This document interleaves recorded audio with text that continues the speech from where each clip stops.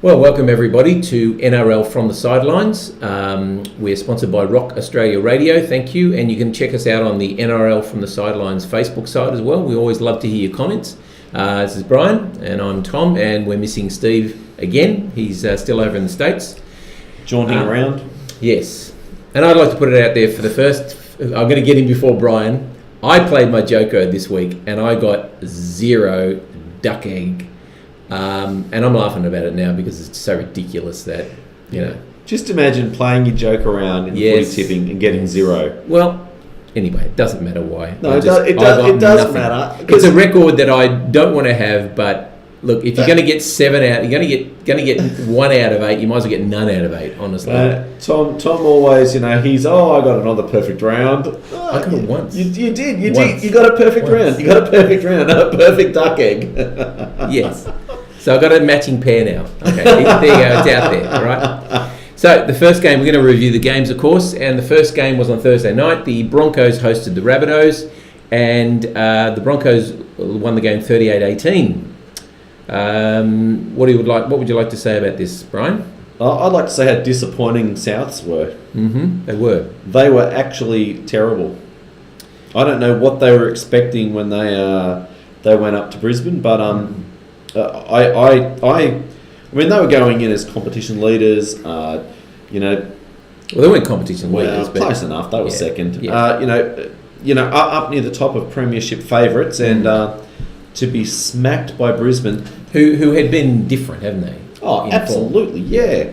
And to be honest, I thought that this was a statement game for Souths, and I think that's why I was disappointed, because they did not win in any aspect on that field. They were dominated. They were dominated out wide. They were dominated up the middle. Steve, I wish you were here because I'd be giving it to you. Well, you are. You're giving it to him now. No, you're able to see it on the show. I'm just stating the fact that Souths were bad. Yeah. I mean, that's to take nothing away from Brisbane. Brisbane have had a rather rough week. For those that don't know, there's been rival barbecues going on, and Wayne Bennett says he's not going down without a fight, and all indicators were that Brisbane were a club in crisis, and I'm just really, really surprised. How did that happen? Yeah, I don't know. Do you think they were hungover from last week? They lost to the Roosters? I don't know. They haven't as much drama as Brisbane, but they have had some dramas. Yeah. With their coach. Their coach has been a little bit distracted. Yeah, I want to actually talk about coaches during our halftime break a little bit. Yes, well, we can do that, certainly. Yeah, there was, statistic-wise, there wasn't a lot in the game. But it's interesting when I really like Andrew Johns' commentary. Mm-hmm. If anyone out there ever watches Channel 9 and any of the work that Andrew Johns does, he's quite technical with the way that he talks about the game and how he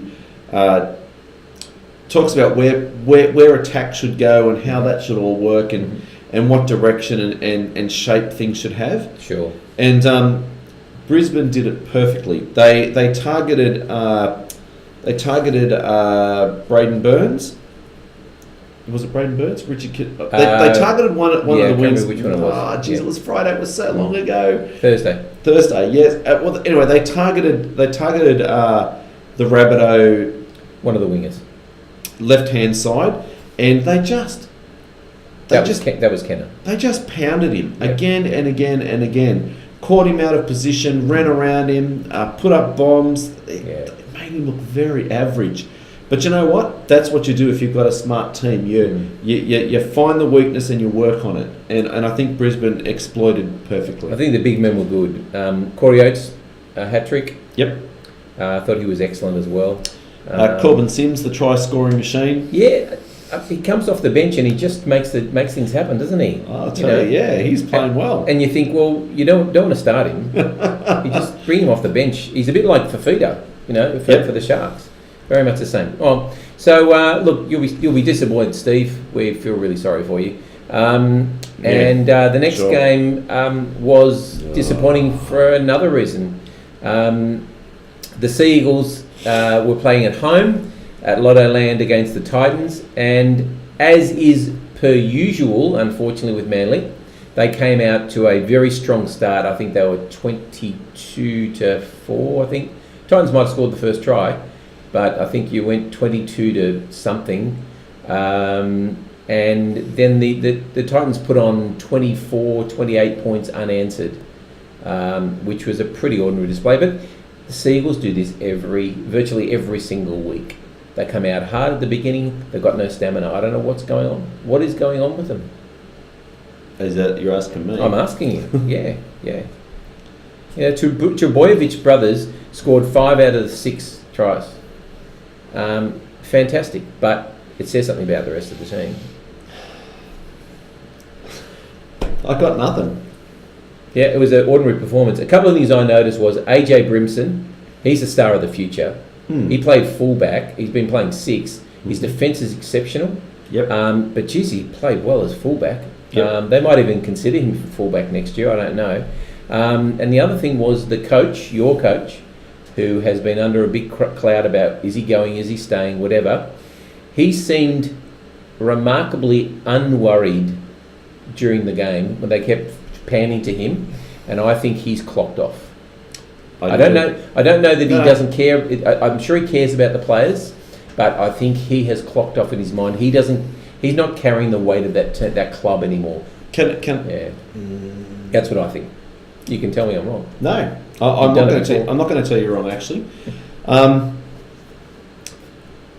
the Sea Eagles are I'll take a line from Steve. The Sea Eagles are a proud club. Mm-hmm.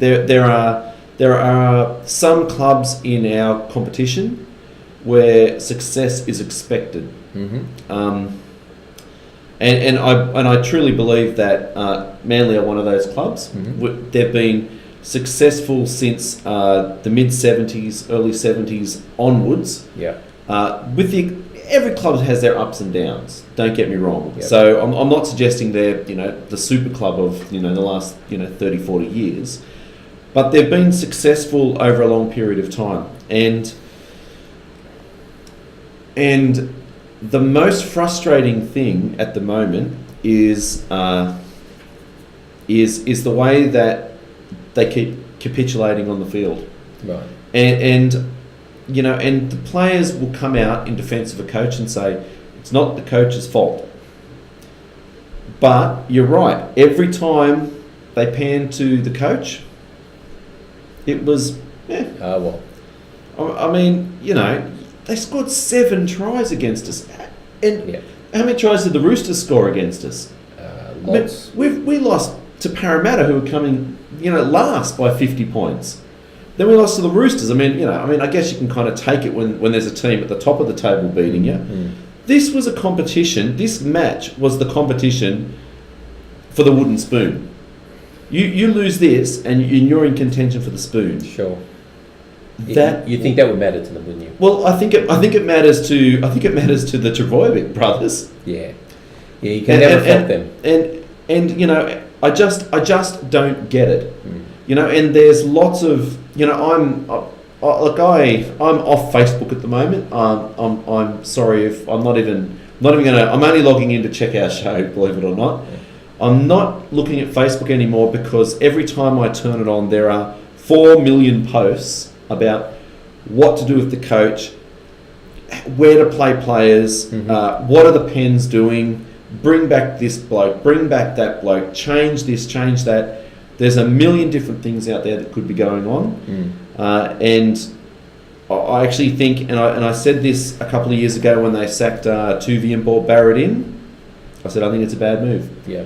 I think somebody who has passion for the club would not be sitting there nonchalantly We got it. watching what is happening on the field and And it doesn't help when you ask the coach and when you ask the captain, did what's going on behind the scenes disrupt the play, and they go, I can't talk about it. So that makes it harder.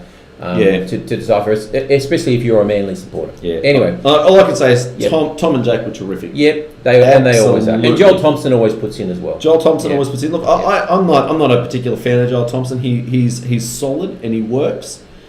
But that team has some really good players that are off the boil, and that's disappointing. So we went to the game. The second game on Friday was Melbourne hosting the Eels, and as you know, I would have tipped the Eels because I got none. The Storm. I don't think it was a great win by the Storm, but I think the Eels unfortunately tried really, really hard, but they just couldn't get their act together in attack. Yeah, they just could not get their act together in attack. The Storm played a pretty good game. They were pretty decent by comparison to their usual standards. What's going to be interesting in the next few weeks is their injuries. Cameron Smith went off. They think he might even play next week. He's had 2 scares now. He's had an ankle problem and this back spasm problem. They may rest him and put him in cotton wool for a week. We had Sofa Solomona with a syndesmosis ankle injury. Brandon Smith, who was filling in for Cam Smith, has done his knee. He'll be gone maybe for the whole season. Isn't he a talent? He's terrific, and just the courage he had to stay on the field was terrific. There was another person who was injured as well. I can't quite think. And they've got Will Chambers as well. And Will Chambers, that was an absolute dog act. Seriously, that deserved more than 3 weeks. He does dumb stuff sometimes. Will Chambers picked up Jared Hayne, threw him down, and he, in the process of doing that, he ended up with a crusher tackle, and that was extremely dangerous. I just don't get Will Chambers. He's such a good player with so much talent. He just lets his aggression get the better of him. It was frustration, I think. Look, I mean, mind you, in saying that, if you're a Storm supporter, and there's a couple of them out there apparently, you'd be thinking, you know what, Cameron Smith went off. And he went off early, and Storm still looked quite fluid. They also had Munster in the bin. And they looked good. I thought they looked good. I don't think Smith's having the effect this year that he was having last year. He did during Origin. I think they needed his steady head, but I actually think he's having far less influence now. I think Billy Slater picked up the slack. He took on dummy half. He captained. He led the team around a bit. Which is worrying when Smith is not having an impact and the rest of the team's still rallying. That's I could say, look, Storm were always in control. Parramatta were never in that game. No, never in that game. No. And they scored a consolation try by Clint Gutherson, who I thought, tried his heart out. He always does. Tried his heart out. Come back, Clint. We need you. Saturday afternoon, the first game of Super Saturday. Panthers playing at home to the Knights, and I didn't see this coming. The Panthers were... Guess who? Who did everybody pick, Brian? Not one person picked the Knights. I considered it. I watched the highlights of this game because I was out. Wow. And Penrith were terrible. They were. They were terrible. The Knights were pretty good. And scored enough points. And the Panthers looked frustrated. The little I saw, the highlights, I saw the extended highlights. Oh yeah, they were. Cleary didn't look like he had a good game. Nope. Everything was relying on him. He was critical. And then they had the brouhaha, the melee, the fracas, whatever you want to call it, where 4 people got sent off. They got sin binned. They were virtually sent off. There wasn't enough time for them to come back. And there are a lot of punches thrown too, so there's a lot of frustration there. Oh, absolutely! It was a bizarre match. So it will be interesting to see how Cameron Serralda, the junior coach, handles this, because he's got Maloney out for a few weeks. He's got his star not performing very well. He's got a young side who need a wise head, and they don't have that. I mean, they've got Trent Merrin, they've got James Tarmow, but they're not leaders. No. So that'll be interesting to see how they go. They had a perfect opportunity to rise to the top 4. Oh, absolutely. This was again. I think there are a lot of games this week where that were statement games, And this was one of them. And that's why everybody in tipping did so badly, not as bad as me, but everybody did so badly because the teams that were well expected to win just didn't perform. Yep. You know. Just interestingly, Serraldo's come out and said that he didn't expect the Panthers to be pinged for fighting. After throwing punches? You're kidding? And I think they were all five. There were 5 players fined. Right. So the ref missed one. Right. But that's just dumb. You can't do it no matter how frustrated. But that'll happen with inexperience and with frustration. Yep. Look, and I think that, hey, last week the teams come out and had a good win, and everyone was saying, Phil Gould might be right. Maybe they couldn't win the comp with Anthony Griffiths there. Well, now, gee, what they'd give to have an experienced coach, someone with a calm head, for sure, because it's not translating to what's happening on the field. Well, you wonder whether Gould's going to have to sit over his shoulder again. You think he isn't? Well, more. Anyway, those Penrith fans, we're not hearing from you on the Facebook site. So, Brad, Dave. Yep. So, got to put in. I'm here telling you my team lost. West Tigers, another disappointing game from the perspective of a team that had every opportunity to grab themselves a finals 8 berth. West Tigers, Leichhardt Oval, fully packed Leichhardt Oval. The Dragons winning that game 20-10, and I don't think didn't look like a high quality game. Again, extended highlights because I was out. Yeah, it was average. It looked like a pretty average game. I think defence for the Dragons probably won out. Yeah, look, it was. I was going to say, what did you think of Ben Hunt's game? But you didn't watch. Well, I saw the errors that he made. Wow. I don't know. What would you do if you? I mean, you can't. If you're Paul McGregor and you're looking at that team, Gareth Widdop had been carrying it, and when he started to slip out of form and was injured, you'd expect that Ben Hunt would have stepped up. Yep. Ben Hunt can do some really good things. Yeah. And it has to be a confidence thing. It has to be a confidence thing because he just appears to be doing nothing right, and I'm feeling for him because it's got to be tough. Especially in today's game. I mean, if you were, I'm thinking back because I'm an older fella now, Greg. But 20 years ago, you know what you would have done? You would have dropped that bloke to reserve grade. Yeah. And he would have gone out and he would have spent a couple of weeks in reserve grade, with, again, older people, older heads, and he would have been absolutely belted and come back to first grade and performed. Yeah.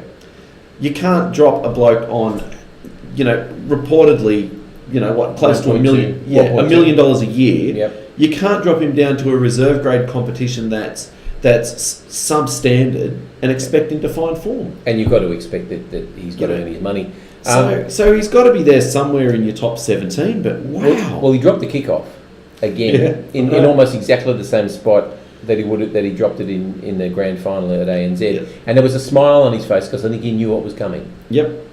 Or maybe he just thought, you know what, we're having such a lousy time that if you don't laugh, you cry. Yep. Look, I'm feeling for him. But you know what? In saying that, the Dragons still got up. Kurt Mann filled in at 5'8" and was very good. And we're always critical of Kurt Mann because we never know where he fits. But just he played a good game. Even in the extended highlights, he looked really good. Yeah. And the Dragons, the Tigers were disappointing. They were again disjointed. They couldn't put things together. Yeah. It was I thought that they would be. Well, I picked them as well. Well, so Barry, that's a really ugly way to find yourself back in the top 4. But hey, you'll take it, won't you? Take a win. You'll absolutely take it. Because Steve's team didn't win, my team didn't win, your team didn't win. Take it, Barry. Take it. We haven't got there yet. And the last game of the Saturday was the Sharks against the Cowboys, and this is actually closer than the score says. The Sharks won 28-16, but they actually scored 2 late tries in the last 5 minutes. Unfortunately, JT had the chance to convert to bring it up to 18 all, and unfortunately he was unable to do that. And then Fafita came on and scored a barnstorming try, very much like the grand final. Apparently, when he got up, he was pointing to pointing to the dressing room or to the coach's box because Jim Dimmick had said you're not running hard enough, and he was giving it to Jim Dimmick. Now I don't know what their relationship's like, but that was poor. See, again, Andrew Fifita, a hothead. Oh yeah, but he's a quality player. Yeah, true. There's no doubt he's a quality player. He's just got to. You know, he was frustrated, but in the end, he'd earned the right to have a say. He at that moment in time, earned the right to say, "You tell me to run hard. Well, here you go. I've run hard. I've scored a try. I probably won the game for the team in a sense." Yeah. So and then the Cowboys came back and scored again, so it doesn't matter. But just Andrew Fifita, come on. So look, the Sharks continue to win ugly, and they're a real danger in this premiership run. I think unless they play Manly, they don't. That's a joke that joke's got old a long time ago. No, it didn't. It's still good because we beat them only last week. But the Sharks are dangerous. They've got lots and lots of experience. That's probably the thing in their favour. They've got Lewis. They've got Gallen. Graham when he's playing well. Gallen. They've got Dugan. Val Holmes. Well, yes. Fafita you'd consider one of those experienced players. And look, Chad Townsend is he's had a pretty ordinary season for a lot of it, but he's really picked up the last few weeks. Oh, absolutely. Scored a solo try that was terrific. Kicking well. Look, they're a danger team, and I wouldn't want to be playing them first week, honestly, the finals. But we'll see what happens. But they're just hovering outside the 4. So on Sunday we had 2 games: the Bulldogs and the Warriors. This was a fairly entertaining game, I thought. It went down to the wire at ANZ. You've got to say these things. You got to compare. ANZ 27-26. There was a field goal kicked in the dying minutes. Lachlan Lewis, who we all know is the nephew of Wally Lewis, plenty of time to make his kicks. Very mature, very wise head. He scored a try, which is a terrific try, a handoff from Hopewadi. After a break from somebody, it was a terrific break anyway. And then he scored on a really blustery, windy day. He scored a 40-metre field goal, and it was his 22nd birthday today. So how's that? First win too. Seriously? Yeah. Out of 8 games? Yeah. They must have won in 8 games. No, he keeps missing games. Is that right? Gee. Poor bloke. The thing about the Bulldogs I like is, well, I don't know if I like it because they're not my team, but they are starting to build a very good young team. Now, next year might not be their year, but they are going to be solid. They've got Reece Martin. They've got Raymond Smith, right? Somebody Smith anyway. They've got the big Remus Smith. They've got Abbey. Is it Abbey? Brad Abbey? No, not Brad Abbey. He's the other guy. Elliott. Yeah, Brendan Elliott, Josh Jackson, David Brad Abbey and Brendan Elliott debuted the same day. I got mixed up. So they've got some really good players coming through. Yeah, absolutely. And they're going to get Meaney from the Knights, who's a pretty solid fullback. He's a pretty solid fullback. So they're going to have Dean Pay is going to have approaching the team that he wants next year. So I think that's really good for them. And again, this was a watershed game for the Warriors. For the Warriors, who could not cement a place. Yeah, they could not do it. They had some moments of really good play. Just for those listeners out there that are still listening to us drone on, just let me run through this. Attack, all run meters. Warriors 192, Bulldogs 136. Sorry, that's the runs. All run meters. Warriors 1738, Bulldogs 1325. Post contact meters, Warriors 568, Bulldogs 443. Line breaks, Warriors 6, Bulldogs 4. Offloads, Warriors 20, Bulldogs beaten 10. in every aspect of the game. The Bulldogs won nowhere except the scoreboard. I think you'd take that, wouldn't you? I tell you what the Bulldogs would wish that this was about round 4. Because they're getting better and better with each game. I tell you what they are, and they're giving your team a bit of the jitters in terms of the wooden spoon. So last game of the round, always going to be a danger game. The Roosters went down to GIO Stadium in Canberra, and went down 14-12, and in the end, I'd have to say the Raiders were the better team.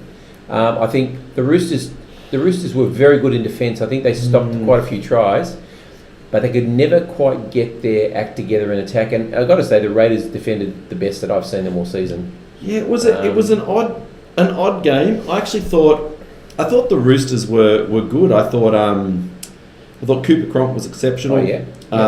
Tedesco was good. What's his name? Radley. Victor Radley was good. Inya Sanders, Latrell Mitchell was good. I think the problem was Radley threw a couple of errant passes at crucial moments. Like at the end, we had only had 2 minutes to try and get down the other end. It was unlikely we were going to get there, but he threw an errant pass, and Cordner, it was too hard to Cordner, and he lost it. Cordner I was visibly frustrated about it. Oh look, I mean, the Warriors. The Warriors. The Raiders did the same thing.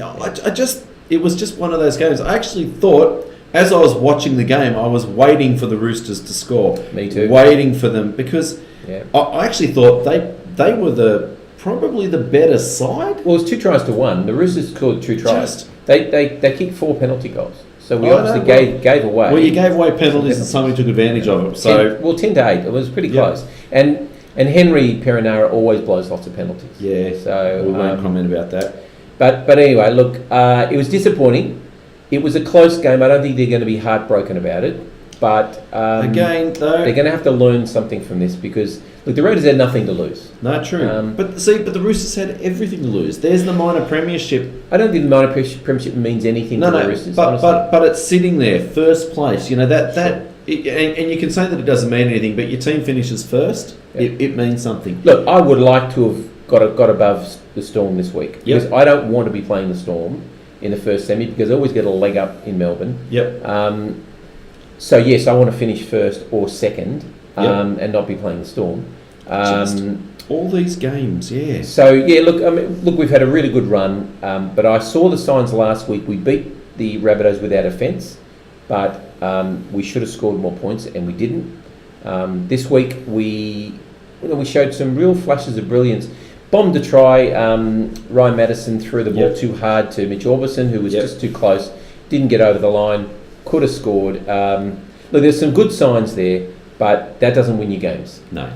In the end, and the defence was pretty good. I mean, 1 try, and it was a bad read. But I've got to give it to the Raiders. I thought their defence was fantastic. Their commitment was good, and with 4 minutes to go, I thought we're not going to win this game. Yep. I thought any decent team, the team that's been playing the way they've been playing, will defend they did play well. Yeah, so congratulations to the Raiders. Ricky will be happy for the first time in the whole season, and so that's your round. So ladder, who's going to read it? You going to read it? Sure. Okay.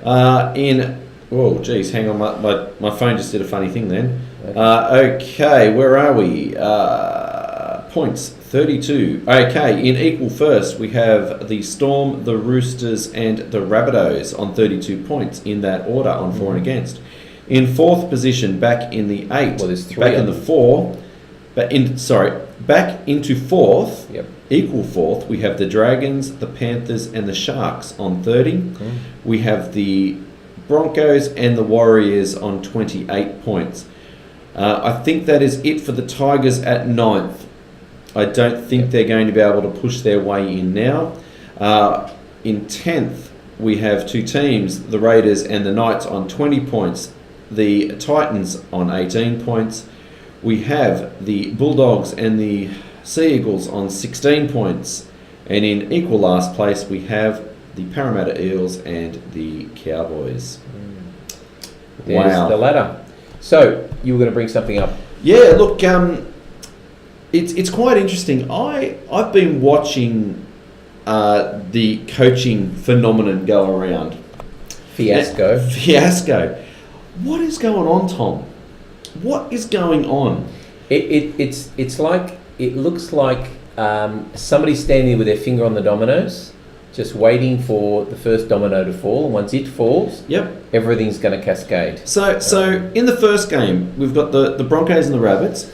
So apparently there was a barbecue organised by management, and a whole bunch of players went to Wayne's place instead. Yep. We've got Anthony Griffith, the Rabbitohs coach, Seabold, Anthony Seibold, sorry, going up to Brisbane and saying, "Oh yes, I'm going up early. We're having some talks," only to say afterwards in the press conference, "No, I'm not going anywhere. I'm contracted to the Rabbitohs." He was pretty angry. Why didn't you come out and say that beforehand? And he's put his contract negotiations on hold. It just doesn't make any sense. The next game, we've got the Sea Eagles getting beaten by the Titans, and we all know Trent Barrett's issues. Yep. Brad Arthur's on tenterhooks at Parramatta. Mm-hmm. The Panthers have got a caretaker coach that doesn't seem to be able to pull the team together. Yep. West Tigers lost to the Dragons. And they don't know if they're going to keep their coach. Is Ivan Cleary staying, or possibly? And Paul McGregor's under pressure as well for underperforming Dragons. You've got nothing's happening with the Sharks and the Cowboys. The Bulldogs, we've got inexperienced Dean Pay, putting a team together, and the and the Raiders and the Roosters are both okay at the moment too. I find it odd that half the teams in the comp have got issues with their coaches and their long-term coaches. So, we have rules in place where you can't poach players. Mm-hmm. Why don't we have the same thing in place for coaches? Because if you are, and it all started with Penrith and the push. Yes. The bloke is in the top 4. His club's in the top 4. Mm. He signed a contract last year. We're 4 weeks out from the end of the season. We're talking about. Yep. And he gets shoved. That just set this cascade in place. Yep.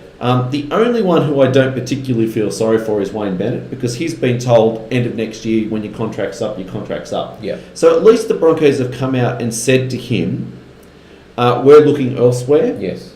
But we're really pleased to have you for the next 2 years. Next year. This year and next year. Yep. I just don't get it. Mm. Yeah, look, I think sometimes these things, as I said, it's like a cascade of events, and people play catch up. Nobody can control what's happening over here when they can't even control what's happening here in their own backyard. So, look, it's a big mess. But like I said, I think once one moves, that'll start the whole cascade. Because as we said, Bennett's supposed to be guaranteed to be playing in Brisbane. Coaching next year. Coaching, sorry. But if suddenly the Dragons decide, the new owner of the Dragons decides, well, look, McGregor's not doing a good enough job. Sorry, see you later. We want a 4 or 5 year coach. Bennett's going to the Dragons. That means Seibold's now available to go to the Broncos. Yep. That opens up the door for a coach to go to the Rabbitohs, maybe Mads Maguire. Looks like Barrett's gone already, by all accounts, and so he's got a vacant position. Serraldo's the caretaker coach, so we don't know what's going on there. Yep.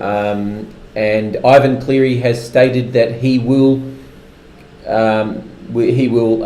maintain his commitment to the Tigers, but if an offer comes on the board and the Tigers let him go, not that seems likely. Who knows? Who knows what happens? So it's all. And there's one other thing, Tom, I want to say about this. Yes. Tom keeps making comments about my club, about the Sea Eagles. Yes. And you say, "Oh, you just hate so much, Brian. You hate Parramatta. You and Bradley, you hate Parramatta." You know what? You know what Peter Sterling has said today on the Footy Show? Did you watch that? No. He was asked about the coaching situation at Manly. Yes. You know what he said? What? "I don't care if they fold. I hate Manly." Well, he's a Parramatta fan. He's a Parramatta player. Excuse me, from 35 years ago, and he's a commentator and expert in the game. You wonder why I hate Parramatta. There's your example. Well, I think the feeling's mutual. Look, I mean, it's funny because I actually heard that and I thought, you know what? If the Manly culture was intact, we'd be going, we don't care, we hate you too. But right now, we're kind of going, oh, look, it's Trent Barrett. Does he? Well, anyway, he might like Peter Sterling. Go and ask him for advice. We just don't know. We hate you too. Anyway, all right, next week. We're going to look at next week's game. So the first game, Thursday night, is the West Tigers playing the Sea Eagles at Campbelltown Stadium. Look, based on the form that I've seen recently, I think the Tigers are going to win this game. Good, I'm glad you picked 0 last week. Sea Eagles for me. Okay, of course. They have to avoid the spoon. They have to.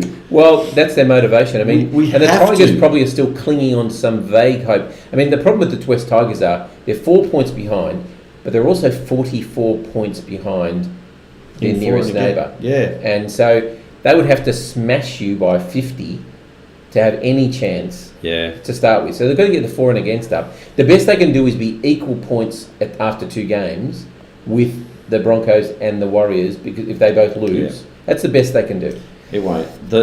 So the Seagulls have got more to play for in some respects. And Steve, I know you're on my side. You're going to go the Seagulls in that one. I don't think so. Friday early game will be the Warriors hosting the Panthers. Well, it's a bit of a toss of a coin with this one, seriously, because the Panthers need to find some form and some discipline. The Warriors need to keep performing, and they played reasonably today, because I actually think the Dogs were pretty good.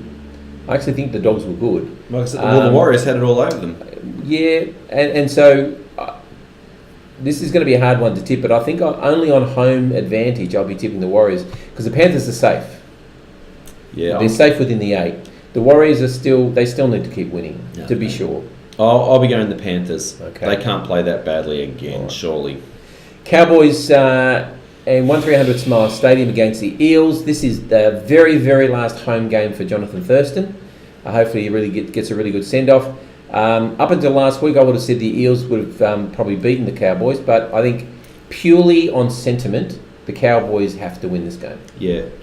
I'm sorry, Eels, no. You can't. Not. And Jason Tamalolo will be back, and he will. The Cowboys. And they'll be doing it for JT. Yeah. They'll be winning it for JT. I can't see anything but a JT win. Yep. Cowboys win. Saturday afternoon, the Raiders will be hosting again another home game against the Rabbitohs. I was hoping we'd be softening the Raiders up for you, Steve, but we didn't. No, they softened them up. And look, if they come and play the same way they played this week, I think you should be worried, because they played very, very good defensive football. So what are you saying? I don't know. I'm just saying they need to be wary, like I knew we had to be wary this week. Steve, Rabbitohs will win. The second game on Saturday will be the Titans at home to the Storm. The Titans are a team which, if you saw the spray that Garth Brennan gave them at half-time, they went out from, what was it at half-time? I mean, I don't want to remind you about this, but it was 22-6 or something. And they came out and scored so many unanswered points after a spray. They're capable. It depends on what's happening with the Storm's injuries. I'll be reserving my judgment till I see the team list. I don't think the Titans can come anywhere near the Storm, even with their injuries. I'll be on the Storm. Well, I don't think the Storm is good as they've been. I listened to you last week and picked Parramatta. Can you believe it? On 1 week. You're basing it on 1 week. Yeah, but I picked Parramatta because I listened to you. Well, then, or more for you to think with your own brain. Oh, well, I am. I'm going to pick the Storm. Brian is an anagram of brain. That's right. Yeah, correct. and so Brian therefore is a brain that is out of sequence. Yeah.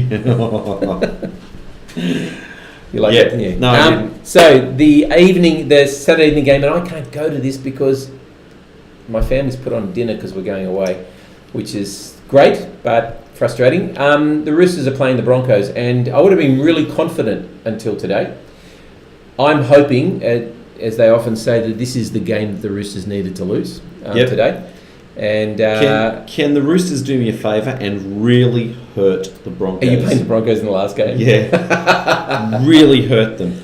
I don't care whether you have to break Anthony Milford's legs. And the comments of Brian McCall are not exemplary of the comments of NRL from the sidelines, so please strike that. Corey Oates to have concussion, Anthony Milford broken leg. The comments of Brian McCall. Josh McGuire suspended for pulling hair for some reason. The sentiments of NRL from the sidelines. Go the Roosters. The Roosters hopefully will be winning that one. Yep. Sunday afternoon, the Sharks, again, another home game for the Sharks. They must have played a lot of weight during the season. Against the Knights. The Knights showed a bit of resilience. I don't know. The Sharks are scrappers and they've played well at home. I'd say a narrow win to the Sharks. I'm thinking about taking the Knights. Wow. I thought about taking them against Penrith, but I keep listening to you. I'm thinking about taking the Knights.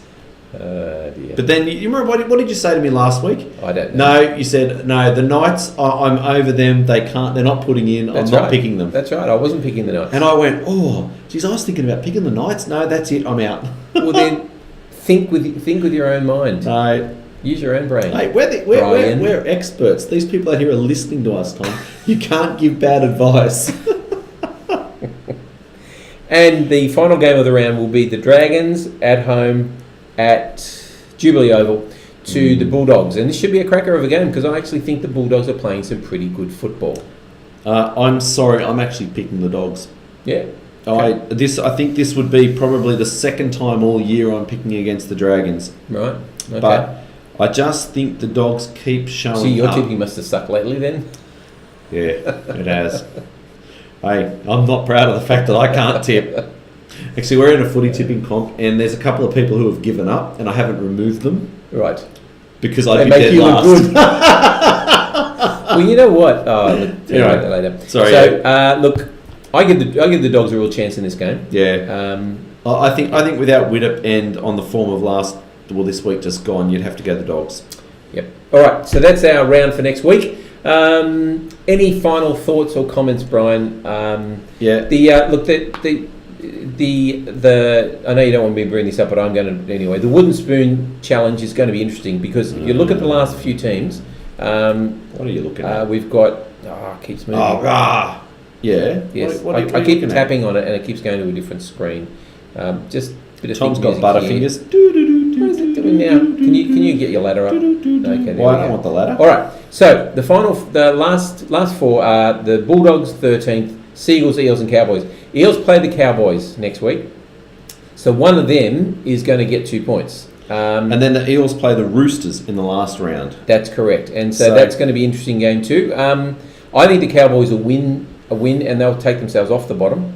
Good, and then the Roosters will win the week after, and then it's not even mathematical. The Eels will get the spoon. So that's what I wanted to know, what you thought. Okay, so any final thoughts? Yeah, Manly hates you too. And if you don't understand that, Trent Barrett, ship out. Were you saying it to Trent Barrett? I was saying it to everyone out there. We hate you too. And if Trent Barrett doesn't and you understand... need to say it to your fans as well, because your fans have been giving it to Manly and to Trent Barrett as well. Oh, absolutely. Yeah. Oh, look, and like I said, it's, and you're not front... No, it doesn't, no. That was... So anyway, that was the one the Roosters needed to lose. And so I'm hoping we're going to get Kiri back in the next week or two. We really miss Jared Warrior-Hargraves as well. I think and that left edge needs Kiri. We'll see what happens next week. It should be a fascinating week.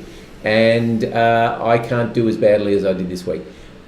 So from us, it's goodbye, and we'll look forward to you to seeing you next week. Please put comments on the Facebook site, NRL From the Sidelines, and comment on the show on that or on YouTube. See you next week. Bye. Ciao.